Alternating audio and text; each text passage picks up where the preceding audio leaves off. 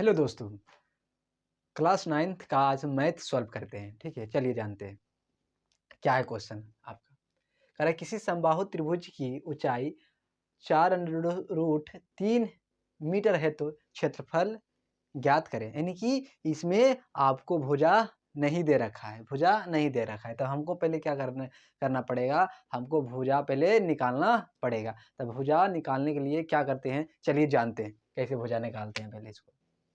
तब भुजा निकालने के लिए आपका एगो फार्मूला होता है, ध्यान दीजिएगा। समबाहु त्रिभुज,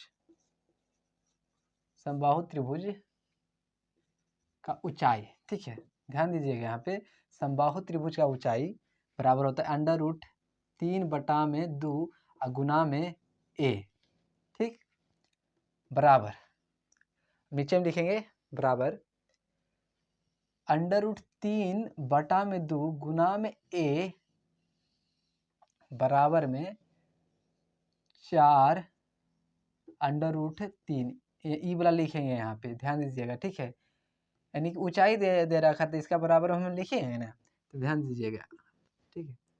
तो अब इसको हम क्या करते हैं कि क्रॉस बाय क्रॉस गुना कर देते हैं, ठीक। तो इसको हम जब गुना कर देंगे तो बाहर से बाहर गुना होगा, तो 4 दूना 8 अंडर रूट 3 हो जाएगा, ठीक। अब हमको ए का मान निकालना है, तो ए बराबर, तो गुना में तो नीचे चल जाएगा 8 अंडर रूट 3, अंडर रूट 3 नीचे चल जाएगा, ठीक है। तो अंडर रूट 3 नीचे, अब देखिएगा यहाँ पे root under root 3 under root cut गया, तो कितना बच जाएगा आपका 8 मीटर। कितना बच जाएगा 8 मीटर, यानी कि आपको भुजा निकल गया, आपका भुजा निकल गया। अब आपसे क्या पूछा गया है कि क्षेत्रफल, तो क्षेत्रफल निकाल देते हैं। तो यहाँ पे लिखेंगे समबाहु, समबाहु त्रिभुज का क्षेत्रफल बराबर होता है अंडर रूट 3/4 गुना में ए स्क्वायर। यहाँ तो कोई दिक्कत नहीं, दिक्कत होना चाहिए। चलिए अब बैठा देते हैं डायरेक्ट। अंडर रूट 3/4 गुना में हम कितना लाए थे, इसका मान 8 लाए थे, ठीक है, भुजा का। तो यहाँ पे लिखेंगे 8 पर पावर 2। अब यहाँ पे अंडर रूट 3/4 हम 8 का स्क्वायर करेंगे तो कितना आएगा, 8 64। अब इसको हम काटते हैं 4 से, 4 इकाई 4,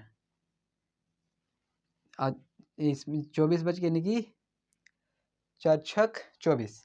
अब इसको हम क्या करते हैं, ये हम जानते हैं कि ये जो 16 है ये रूट के अंदर नहीं है, ये बाहर लिखाता है।